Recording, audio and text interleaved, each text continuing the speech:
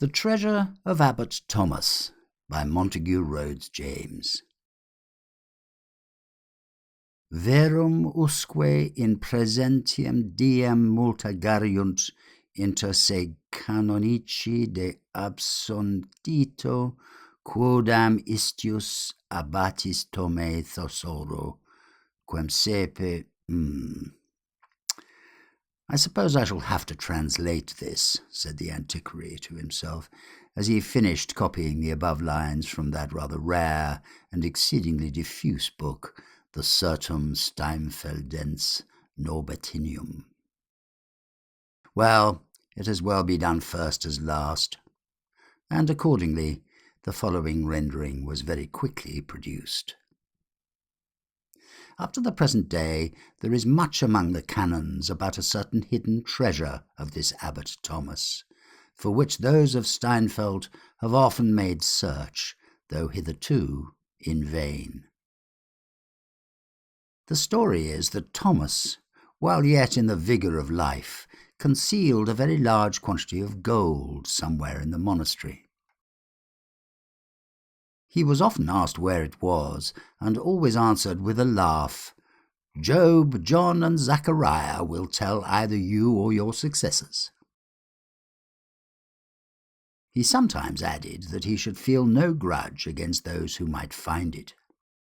Among other works carried out by this abbot, I may especially mention his filling the great window at the east end of the south aisle of the church with figures admirably painted on glass, as his effigy and arms in the window attest. He also restored almost the whole of the abbot's lodging, and dug a well in the court of it, which he adorned with beautiful carvings in marble. He died rather suddenly in the 72nd year of his age, A.D. 1529. The object which the Antiquary had before him at the moment was that of tracing the whereabouts of the painted windows of the abbey church of Steinfeld.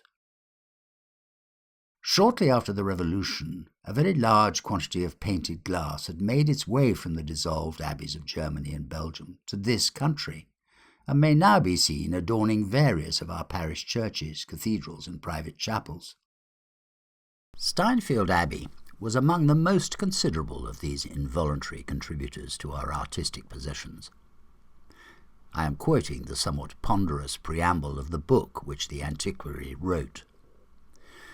And the greater part of the glass from that institution can be identified without much difficulty by the help either of the numerous inscriptions in which the place is mentioned, or of the subjects of the windows in which several well-defined cycles or narratives were represented. The passage with which I began my story has set the Antiquary on the track of another identification. In a private chapel, no matter where, he had seen 3 large figures, each occupying a whole light in a window, and evidently the work of one artist.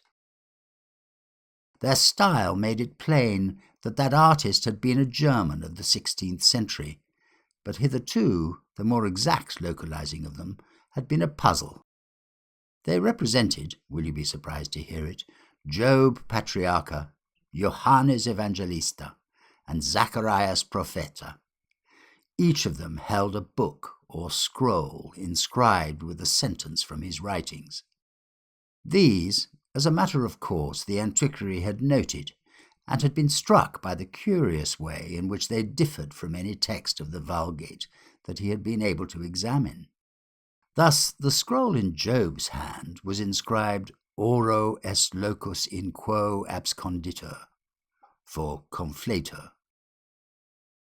On the Book of St. John was Habent investimentis suis scripturam quam nemo novit, for investimento scriptum, the following words being taken from another verse, and Zacharias had super lapidem unum septem ocule sunt, which alone of the 3 presents an unaltered text.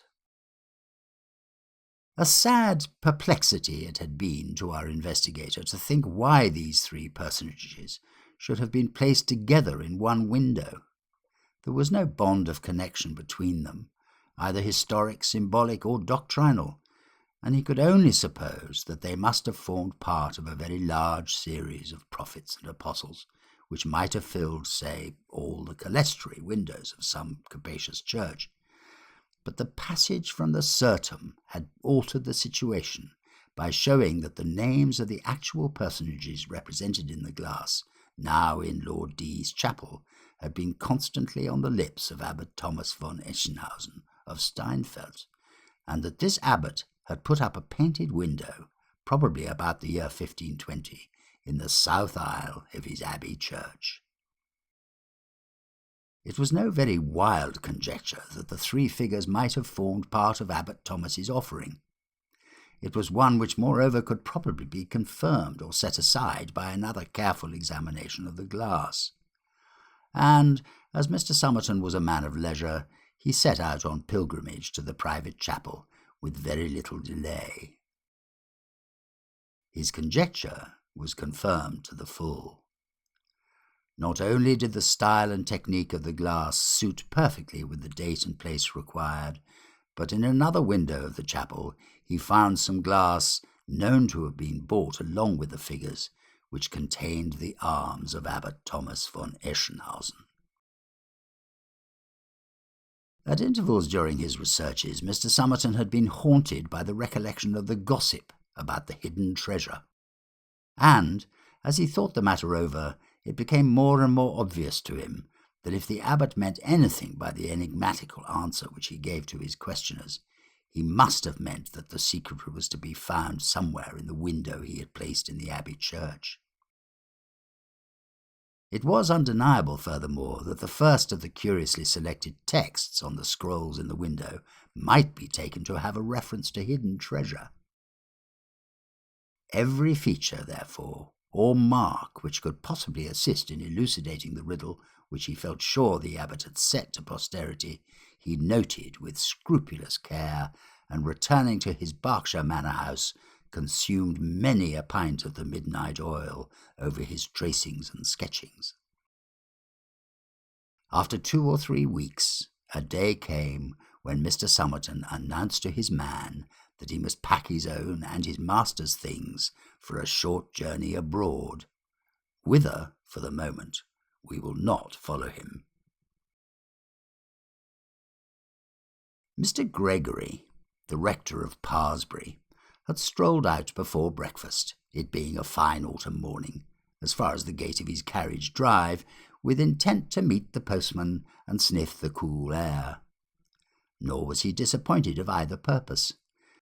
Before he had had time to answer more than 10 or 11 of the miscellaneous questions propounded to him in the lightness of their hearts by his young offspring, who had accompanied him, the postman was seen approaching, and among the morning's budget was one letter bearing a foreign postmark and stamp, which became at once the objects of an eager competition among the youthful Gregorys, and was addressed in an uneducated but plainly an English hand.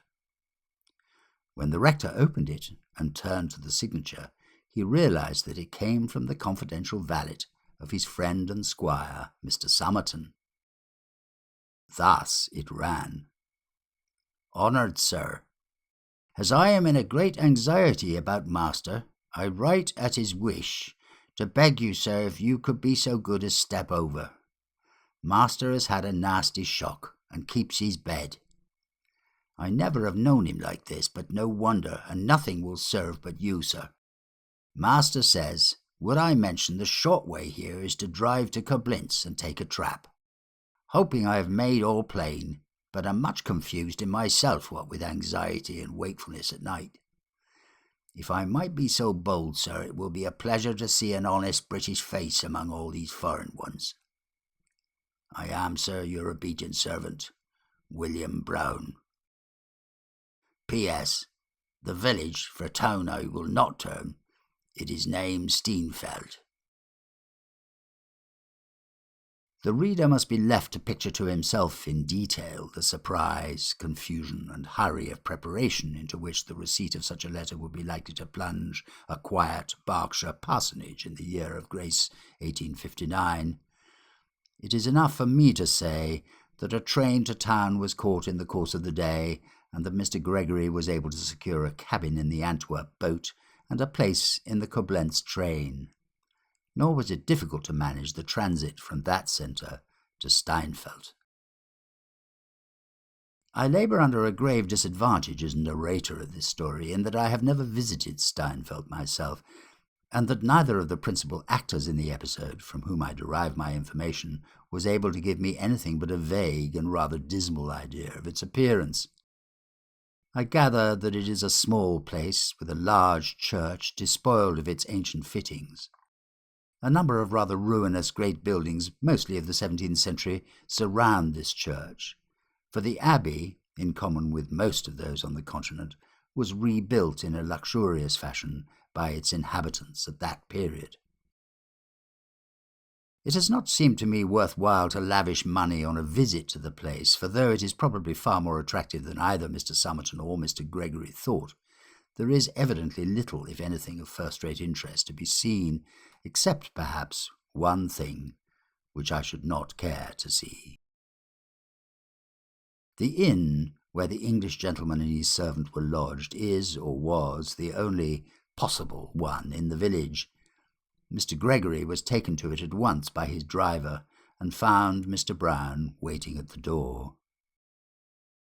Mr. Brown, a model when in his Berkshire home of the impassive, whiskered race who are known as confidential valets, was now egregiously out of his element in a light tweed suit, anxious, almost irritable, and plainly anything but master of the situation. His relief at the sight of the honest British face of his rector was unmeasured, but words to describe it were denied him.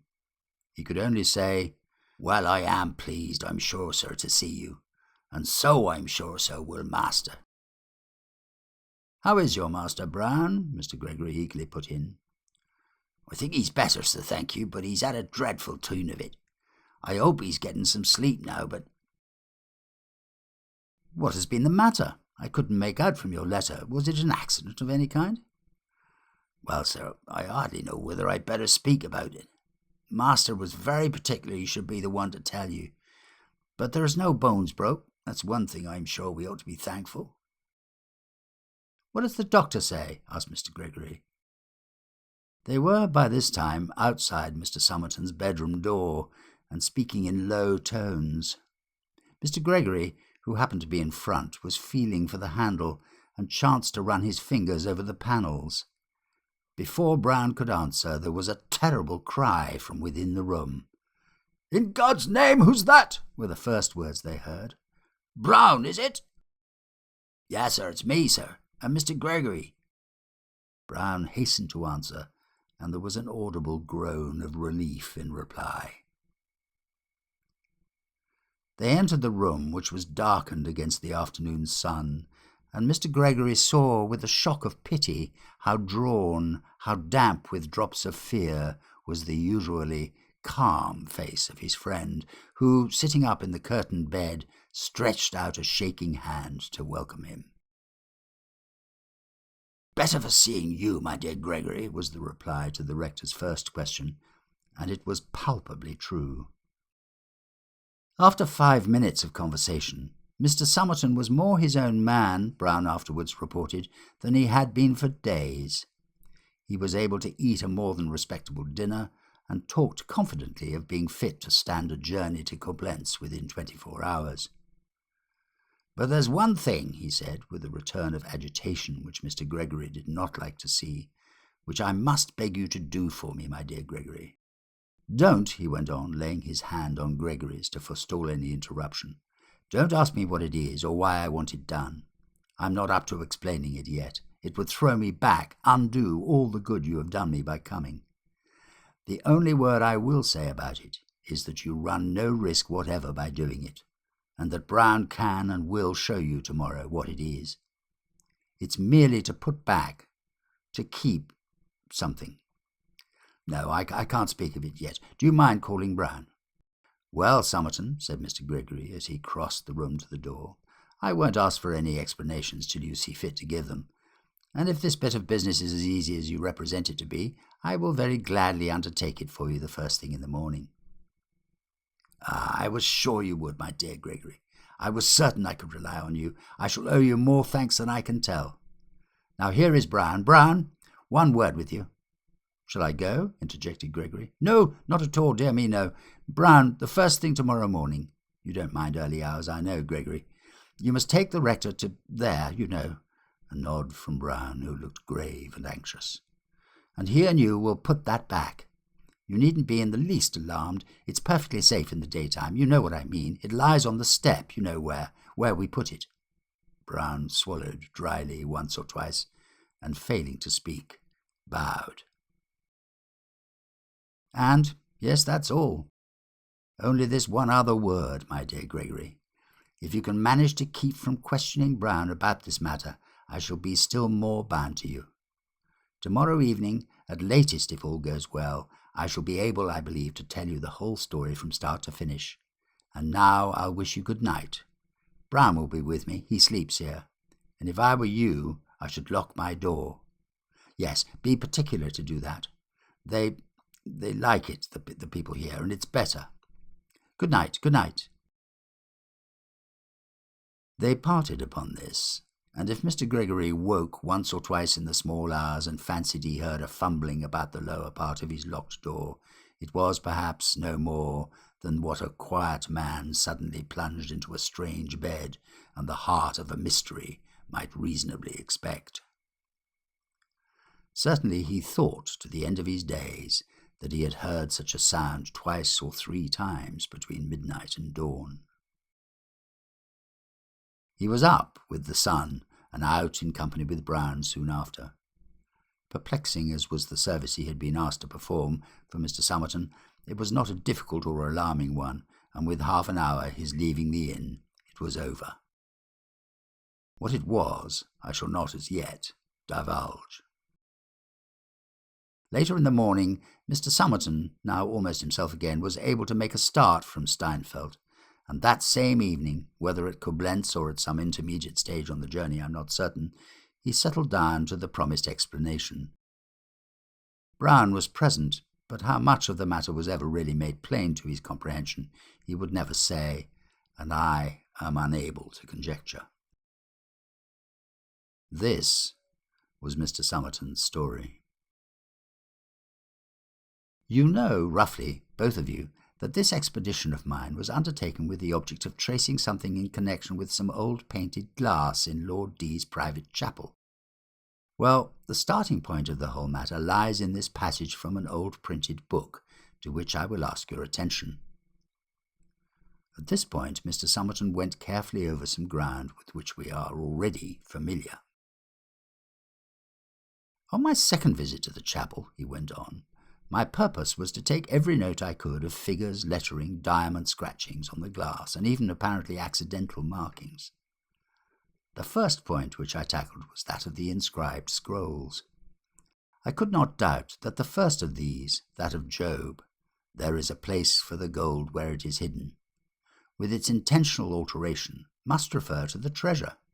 So I applied myself with some confidence to the next, that of St. John. They have on their vestures a writing which no man knoweth.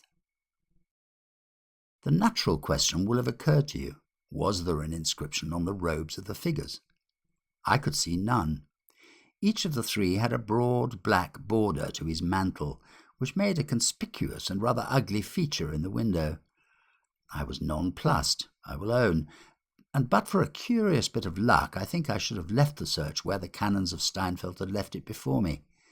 But it so happened that there was a good deal of dust on the surface of the glass, and Lord D., happening to come in, noticed my blackened hands and kindly insisted on sending for a Turk's Head broom to clean down the window. There must, I suppose, have been a rough piece in the broom. Anyhow, as it passed over the border of one of the mantles, I noticed that it left a long scratch, and that some yellow stain instantly showed up. I asked the man to stop his work for a moment, and ran up the ladder to examine the place. The yellow stain was there, sure enough, and what had come away was a thick black pigment, which had evidently been laid on with the brush after the glass had been burnt, and could therefore be easily scraped off without doing any harm. I scraped, accordingly, and you will hardly believe, no, I do you an injustice, you will have guessed already, that I found under this black pigment 2 or 3 clearly formed capital letters in yellow stain on a clear ground. Of course I could hardly contain my delight. I told Lord D. that I had detected an inscription which I thought might be very interesting, and begged to be allowed to uncover the whole of it. He made no difficulty about it whatever, told me to do exactly as I pleased, and then, having an engagement, was obliged, rather to my relief, I must say, to leave me.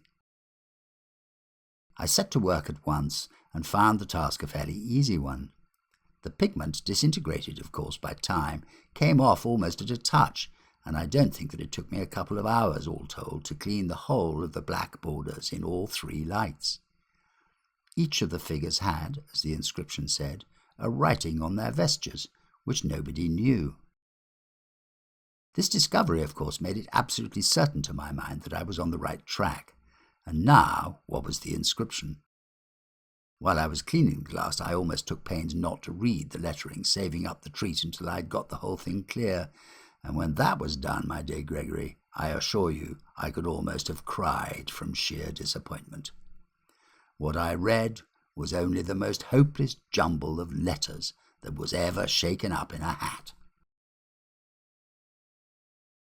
Blank as I felt and must have looked for the first few minutes, my disappointment didn't last long. I realized almost at once that I was dealing with a cipher or cryptogram, and I reflected that it was likely to be a pretty simple kind, considering its early date. So I copied the letters with the most anxious care. Another little point, I may tell you, turned up in the process which confirmed my belief in the cipher. After copying the letters on Job's robe, I counted them to make sure that I had them right. There were 38. And just as I finished going through them, my eye fell on a scratching made with a sharp point on the edge of the border. It was simply the number 38 in Roman numerals. To cut the matter short, there was a similar note, as I may call it, in each of the other lights, and that made it plain to me that the glass painter had had very strict orders from Abbot Thomas about the inscription, and had taken pains to get it correct. Well, after that discovery, you may imagine how minutely I went over the whole surface of the glass in search of further light. Of course, I did not neglect the inscription on the scroll of Zachariah. "Upon one stone are 7 eyes." But I very quickly concluded that this must refer to some mark on a stone which could only be found in situ, where the treasure was concealed. To be short, I made all possible notes and sketches and tracings, and then came back to Parsbury to work out the cipher at leisure. Oh, the agonies I went through! I thought myself very clever at first, for I made sure that the key would be found in some of the old books on secret writing. The Steganographia of Joachim Trethemius, who was an earlier contemporary of Abbot Thomas, seemed particularly promising, so I got that, and Selenius's Cryptographia, and Bacon De Augmentis Sectenarium, and some more, but I could hit upon nothing. Then I tried the principle of the most frequent letter, taking first Latin and then German as a basis. That didn't help either. Whether it ought to have done so, I am not clear. And then I came back to the window itself and read over my notes, hoping almost against hope that the abbot might himself have somewhere supplied the key I wanted. I could make nothing out of the colour or pattern of the robes. There were no landscape backgrounds with subsidiary objects. There was nothing in the canopies. The only resource possible seemed to be in the attitudes of the figures. Job, I read, scroll in left hand, forefinger of left hand extended upwards. John holds inscribed book in left hand, while right hand blesses with 2 fingers. Zachariah, scroll in left hand, right hand extended upwards, as Job, but with 3 fingers pointing up. In other words, I reflected, Job has 1 finger extended, John has 2, Zachariah has 3. May not there be a numeral key concealed in that? "My dear Gregory," said Mr. Somerton, laying his hand on his friend's knee, "that was the key. I didn't get it to fit at first, but after 2 or 3 trials I saw what was meant. After the first letter of the inscription, you skip 1 letter. After the next, you skip 2, and after that, skip 3. Now look at the result I got. I've underlined the letter which form words. Do you see it? Dicam milia ori reposita sunt in peteo in it.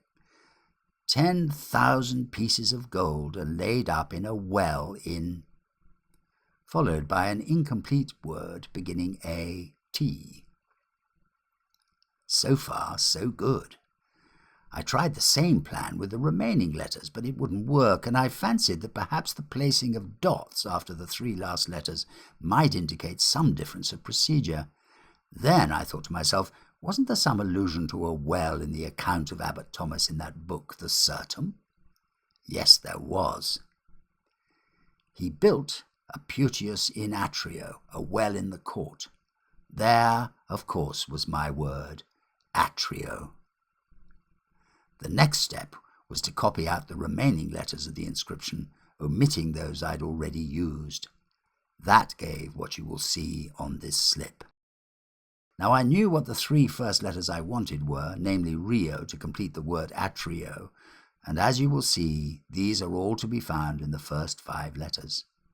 I was a little confused at first by the occurrence of 2 I's, but very soon I saw that every alternate letter must be taken in the remainder of the inscription. You can work it out for yourself. The result, continuing where the first round left off, is this. Rio domus habitalis de Steinfeld a me, Toma, qui posui custodem super ea gare aquila toce. So the whole secret was out. 10,000 pieces of gold are laid up in the well in the court of the abbot's house of Steinfeld by me, Thomas, who have set a guardian over them, gare aquila tush. The last words, I ought to say, are a device which Abbot Thomas had adopted. I found it, with his arms, in another piece of glass at Lord D.'s, and he drafted it bodily into his cipher, though it doesn't quite fit in point of grammar. Well, what would any human being have been tempted to do, my dear Gregory, in my place? Could he have helped setting off, as I did, to Steinfeld and tracing the secret literally to the fountainhead? I don't believe he could. Anyhow, I couldn't. And as I needn't tell you, I found myself at Steinfeld as soon as the resources of civilization could put me there, and installed myself in the inn you saw. I must tell you that I was not altogether free from forebodings. On one hand of disappointment, on the other of danger. There was always the possibility that Abbot Thomas's well might have been wholly obliterated, or else that someone, ignorant of cryptograms and guided only by luck, might have stumbled on the treasure before me. And then there was a very perceptible shaking of the voice here. I was not entirely easy, I need not mind confessing, as to the meaning of the words about the guardian of the treasure. But if you don't mind, I'll say no more about that until it becomes necessary. At the first possible opportunity, Brown and I began exploring the place. I had naturally represented myself as being interested in the remains of the abbey, and we could not avoid paying a visit to the church, impatient as I was to be elsewhere. Still, it did interest me to see the windows where the glass had been, and especially that at the east end of the south aisle. In the tracery lights of that, I was startled to see some fragments and coats of arms remaining. Abbot Thomas's shield was there, and a small figure with a scroll inscribed Oculus habent et non vidibunt. They have eyes and shall not see. Which, I take it, was a hit at the abbot of his canons. But of course the principal object was to find the abbot's house. There is no prescribed place for this, so far as I know, in the plan of a monastery. You can't predict of it, as you can the chapter house, that it will be on the eastern side of the cloister, or, as of dormitory, that it will communicate with the transept of the church. I felt that if I asked many questions, I might awaken lingering memories of the treasure, and thought it best to try first to discover it for myself. It was not a very long or difficult search. That three-sided court southeast of the church, with deserted piles of building round it and grass-grown pavement, which you saw this morning, was the place. And glad enough I was to see that it was put to no use, and was neither very far from our inn nor overlooked by any inhabited building. There were only orchards and paddocks on the slopes east of the church. I can tell you that fine stone glowed wonderfully in the rather watery yellow sunset that we had on the Tuesday afternoon. Next, what about the well? There was not much doubt about that, as you can testify. It is really a very remarkable thing. That curb is, I think, of Italian marble, and the carving, I thought, must be Italian also. There were reliefs, you will perhaps remember, of Eliza and Rebecca, and of Jacob opening the well for Rachel, and similar subjects. But by the way of disarming suspicion, I suppose, the abbot had carefully abstained from any of his cynical and elusive inscriptions. I examined the whole structure with the keenest interest, of course. A square well-head with an opening in one side, an arch over it with a wheel for the rope to pass over, evidently in very good condition still, for it had been used within 60 years, or perhaps even later, though not quite recently. Then there was the question of depth and access to the interior. I suppose the depth was about 60 to 70 feet, and as to the other point, it really seemed as if the abbot had wished to lead searchers up to the very door of his treasure house, for as you tested yourself, there were big blocks of stone bonded into the masonry and leading down in a regular staircase round and round the inside of well. It seemed almost too good to be true. I wondered if there was a trap, if the stones were so contrived as to tip over when a weight was placed on them, but I tried a good many of them with my own weight and with my stick, and all seemed, and actually were, perfectly firm. Of course, I resolved that Brown and I would make an experiment that very night. I was well prepared. Knowing the sort of place I should have to explore, I had brought a sufficiency of good rope and bands of webbing to surround my body, and crossbars to hold to, as well as lanterns and candles and crowbars, all of which would go into a single carpet bag and excite no suspicion. I satisfied myself that my rope would be long enough, and that the wheel for the bucket was in good working order, and then we went home to dinner. I had a little cautious conversation with the landlord, and made out that he would not be overmuch surprised if I went out for a stroll with my man about 9 o'clock to make, heaven forgive me, a sketch of the abbey by moonlight. I asked no questions about the well, and am not likely to do so now. I fancy I know as much about it as anyone in Steinfeld. At least, with a strong shudder, I don't want to know any more. Now we come to the crisis, and though I hate to think of it, I feel sure, Gregory, that it will be better for me in all ways to recall it just as it happened. We started, Brown and I, at about 9 with our bag, and attracted no attention, for we managed to slip out at the hinder end of the inn yard into an alley which brought us quite to the edge of the village.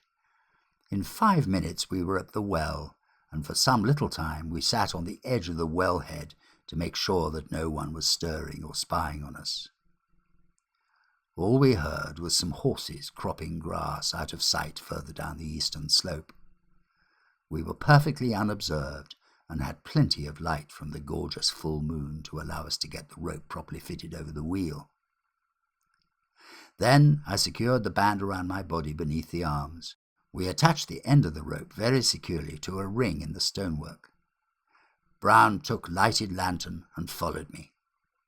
I had a crowbar, and so we began to descend cautiously, feeling every step before we set foot on it, and scanning the walls in search of any marked stone. Half aloud, I counted the steps as we went down, and we got as far as the 38th before I noted anything at all irregular in the surface of the masonry. Even here there was no mark, and I began to feel very blank, and to wonder if the abbot's cryptogram could possibly be an elaborate hoax. At the 49th step the staircase ceased. It was with a very sinking heart that I began retracing my steps. and when I was back on the 38th, Brown, with the lantern being a step or two above me, I scrutinized the little bit of irregularity in the stonework with all my might, but there was no vestige of a mark. Then it struck me that the texture of the surface looked just a little smoother than the rest, or at least in some way different. It might possibly be cement and not stone. I gave it a good blow with my iron bar. There was a decidedly hollow sound, though that might be the result of our being in a well. But there was more. A great flake of cement dropped onto my feet, and I saw marks on the stone underneath. I had tracked the abbot down, my dear Gregory. Even now I think of it with a certain pride. It took but a very few more taps to clear the whole of the cement away, and I saw a slab of stone about 2 feet square, upon which was engraven a cross. Disappointment again, but only for a moment. It was you, Brown, who reassured me by a casual remark. You said, if I remember right, "It's a funny cross. Looks like a lot of eyes." I snatched the lantern out of your hand and saw with inexpressible pleasure that the cross was composed of 7 eyes, 4 in a vertical line, 3 horizontal. The last of the scrolls in the window was explained in the way I had anticipated. Here was my stone with the 7 eyes. So far, the abbot's data had been exact, and as I thought of this, the anxiety about the guardian returned upon me with increased force. Still, I wasn't going to retreat now. Without giving myself time to think, I knocked away the cement all round the marked stone, and then gave it a prise on the right side with my crowbar. It moved at once, and I saw that it was but a thin, light slab, such as I could easily lift out myself, and that it stopped the entrance to a cavity. I did lift it out, unbroken, and set it on the step, for it might be very important to us to be able to replace it. Then I waited for several minutes on the step just above. I don't know why, but I think to see if any dreadful thing would rush out. Nothing happened. Next I lit a candle, and very cautiously I placed it inside the cavity, with some idea of seeing whether there were foul air, and of getting a glimpse of what was inside. There was some foulness of air, which nearly extinguished the flame, but in no long time it burned quite steadily. The hole went some little way back, and also on the right and left of the entrance, and I could see some rounded, light-coloured objects, within which might be bags. There was no use in waiting. I faced the cavity and looked in. There was nothing immediately in the front of the hole. I put my arm in and felt to the right very gingerly. "Just give me a glass of cognac, Brown. I'll go on in a moment, Gregory." Well, I felt to the right, and my fingers touched something curved that felt, yes, more or less like leather. Dampish it was, and evidently part of a heavy, full thing. There was nothing, I must say, to alarm one. I grew bolder, and putting both hands in as well as I could, I pulled it to me, and it came. It was heavy, but moved more easily than I had expected. As I pulled it towards the entrance, my left elbow knocked over and extinguished the candle. I got the thing fairly in front of the mouth and began drawing it out. Just then Brown gave a sharp ejaculation and ran quickly up the steps with the lantern. He will tell you why in a moment. Startled as I was, I looked round after him and saw him stand for a minute at the top and then walk away a few yards. Then I heard him call softly, "All right, sir," and went on pulling out the great bag. In complete darkness. It hung for an instant on the edge of the hole, then slipped forward onto my chest and put its arms around my neck. My dear Gregory, I am telling you the exact truth. I believe I am now acquainted with the extremity of terror and repulsion which a man can endure without losing his mind. I can only just manage to tell you now the bare outline of the experience.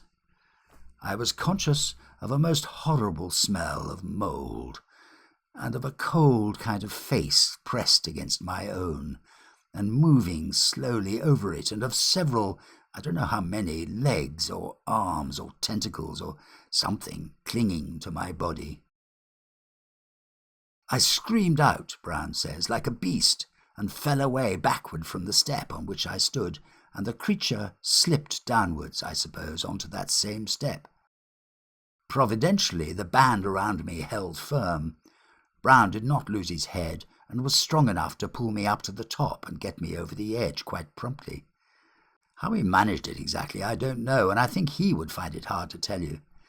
I believe he contrived to hide our implements in the deserted building nearby, and with very great difficulty he got me back to the inn.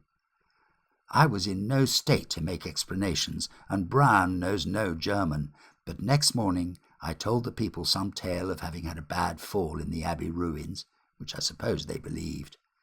And now, before I go further, I should just like you to hear what Brown's experiences during those few minutes were. Tell the rector, Brown, what you told me. Well, sir, said Brown, speaking low and nervously, it was just this way. Master was busy down in the front of the hole, and I was holding the lantern and looking on, when I heard something drop in the water from the top, as I thought. So I looked up, and I see someone's head looking over at us. I suppose I must have said something, and I held the light up and ran up the steps, and my light shone right on the face. That was a bad un, sir, if ever I see one. An oldish man, and the face very much fell in and laughing, as I thought. And I got up the steps as quick pretty nigh as I'm telling you, and when I was out on the ground there weren't a sign of any person. There hadn't been the time for anyone to get away, let alone an old chap, and I made sure he wasn't crouching down by the well nor nothing. Next thing I hear Master cry out something horrible, and all I see was him hanging out by the rope, and as Master says, however I got him up, I couldn't tell you. You hear that, Gregory? Said Mr. Somerton. Now, does any explanation of that incident strike you? The whole thing is so ghastly and abnormal that I must own it puts me quite off my balance, but the thought did occur to me that possibly the person who set the trap might have come to see the success of his plan. Just so, Gregory, just so. I can think of nothing else so likely, I should say, if such a word had a place anywhere in my story. I think it must have been the abbot. Well, I haven't much more to tell you. I spent a miserable night, Brown sitting up with me. Next day I was no better, unable to get up, no doctor to be had, and if one had been available, I doubt if he could have done much for me. I made Brown write off to you, and spent a second terrible night. And, Gregory, of this I am sure, and I think it affected me more than the first shock, for it lasted longer. There was someone or something on the watch outside my door the whole night. I almost fancy there were two. It wasn't only the faint noises I heard from time to time all through the dark hours, but there was the smell, the hideous smell of mould. Every rag I had had on me on that first evening I had stripped off and made Brown take it away. I believe he stuffed the things into the stove in his room, and yet the smell was there, as intense as it had been in the well. And what is more, it came from outside the door. But with the first glimmer of dawn it faded out, and the sound ceased too, and that convinced me that the thing or things were creatures of darkness, and could not stand the daylight. And so I was sure that if anyone could put back the stone, it or they would be powerless until someone else took it away again. I had to wait until you came to get that done. Of course, I couldn't send Brown to do it by himself, and still less could I tell anyone who belonged to the place. Well, there's my story, and if you don't believe it, I can't help it, but I think you do. Indeed, said Mr. Gregory, I can find no alternative. I must believe it. I saw the well and the stone myself, and had a glimpse, I thought, of the bags or something else in the hole. And, to be plain with you, Somerton, I believe my door was watched last night, too." "I dare say it was, Gregory, but thank goodness that's over. Have you, by the way, anything to tell about your visit to that dreadful place?" "Very little," was the answer. "Brown and I managed easily enough to get the slab back into its place, and he fixed it very firmly with the irons and wedges you had desired him to get, and we contrived to smear the surface with mud so that it looks just like the rest of the wall. One thing I did notice in the carving on the wellhead, which I think must have escaped you. It was a horrid, grotesque shape, perhaps more like a toad than anything else, and there was a label by it, inscribed with the 2 words, Depositum Custodi.